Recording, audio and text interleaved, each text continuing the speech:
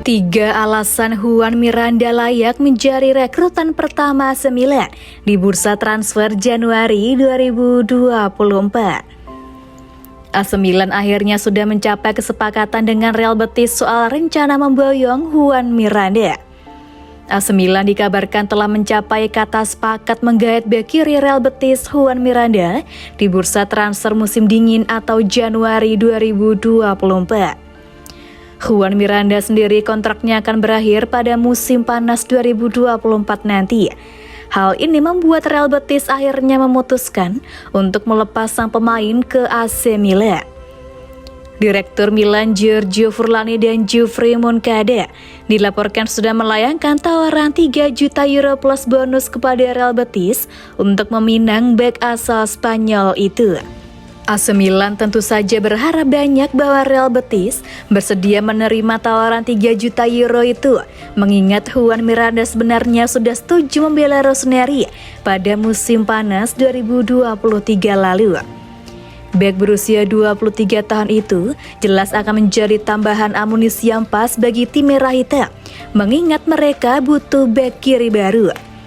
Pasalnya Theo Hernandez saat ini terbilang masih belum punya saingan yang sepadan, mengingat Fode Ballo-Touré juga tengah dipinjamkan ke Fulham. Hadirnya Juan Miranda tentu diharapkan mampu memberikan persaingan yang sehat bagi Theo Hernandez yang tak punya kompetitor sekarang. Hadirnya Juan Miranda ini kiranya juga memakan korban di AC Milan adalah David Bartesaghi yang berpotensi didepak dari skuad Stefano Pioli selesai bek asal Spanyol itu digait pada Januari 2024. Bartesaghi adalah bek kiri berusia 17 tahun yang baru saja diperpanjang kontraknya oleh tim merah hitam setelah dipromosikan dari Primavera. Karena masih muda, Bartesaghi tentu belum bisa tampil konsisten di skuad utama Stefano Pioli, apalagi menyaingi Theo Hernandez yang dianggap sebagai salah satu bek kiri terbaik di dunia. Dengan demikian, AC Milan mau tidak mau harus membuang David Bartesaghi dengan cara meminjamkannya ke klub lain pada bursa transfer Januari 2024 nanti. Terlebih lagi, Bartesaghi jelas tidak akan mendapatkan waktu bermain lagi apabila sang pemain harus bersaing dengan Theo Hernandez dan Juan Miranda. Meski begitu, hal tersebut bukanlah suatu masalah karena ada 3 alasan kuat mengapa AC Milan layak untuk mendaratkan Juan Miranda di bursa transfer Januari 2024. Apa saja itu? Juan Miranda merupakan bek kiri produktif. Selama membela Real Betis, Juan Miranda dikenal sebagai bek kiri yang cukup produktif.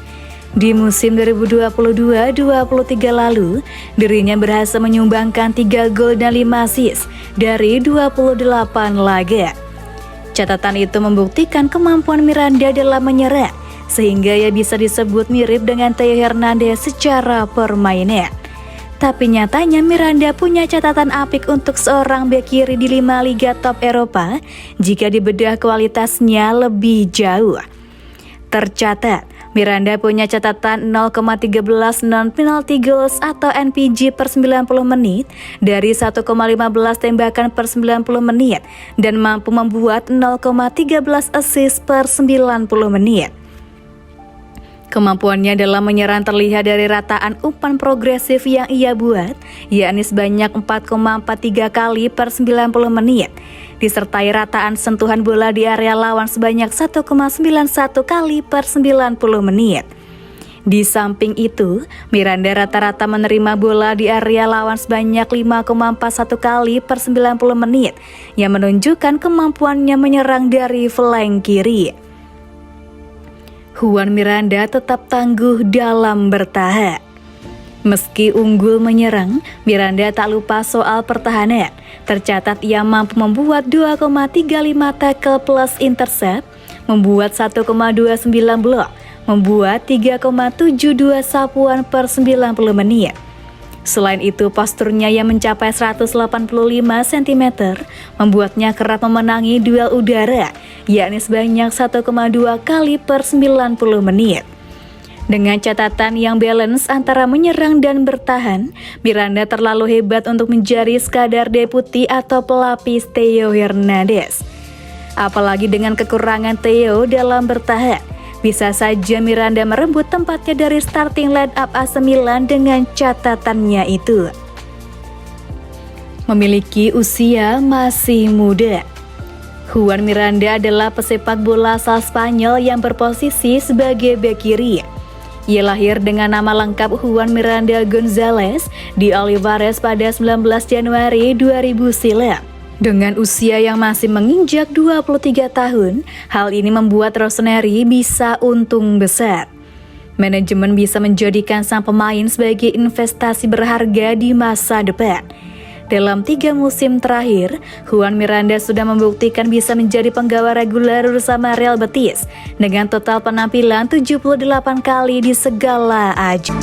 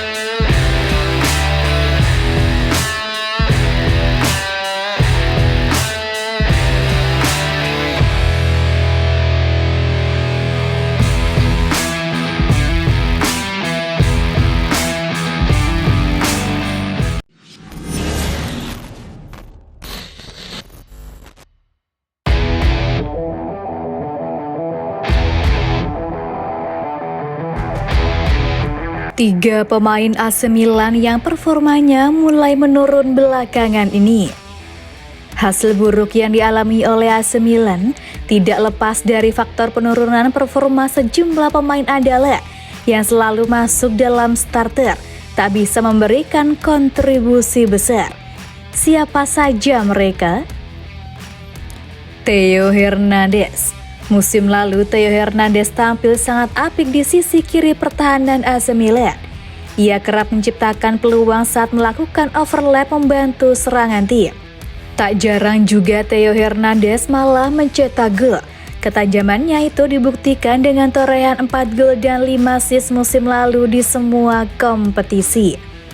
Tetapi musim ini, terutama dalam beberapa laga belakangan, ia mulai mengalami inkonsistensi penampilan. Musim ini, Theo Hernandez baru saja mencatatkan 10 penampilan untuk AC Milan dan hanya berhasil mencetak 1 gol. Yang lebih mencolok, dia tampak kesulitan dalam mengembangkan peran serangannya seperti biasanya. Olivier Giroud. Rentetan hasil negatif AC Milan itu tidak lepas dari tumpulnya lini depan mereka dalam urusan mencetak gol, sehingga sulit mengangkat mental pemain di lapangan saat sudah tertinggal dari lawan. Dari 4 pertandingan terakhirnya, AC Milan hanya bisa mencetak 1 gol dan sudah kebobolan 4 gol. Penyebabnya adalah bomber andalan mereka Olivier Giroud sedang mengalami paceklik gol. Giroud sekarang telah mengalami paceklik gol selama 8 pertandingan berturut-turut, baik di Liga Serie A maupun Liga Champions. Ini adalah kekeringan gol terpanjang yang dialami sejak bergabung dengan AC Milan dari Chelsea pada tahun 2021 lalu. Sejauh ini ia baru mencetak 4 gol dan 3 assist dari 11 pertandingan. Sejatinya AC Milan mempunyai 2 striker lain yaitu Noah Okafor dan Luka Jovic. Tetapi keduanya sedang tidak bisa berkontribusi karena mengalami cedera.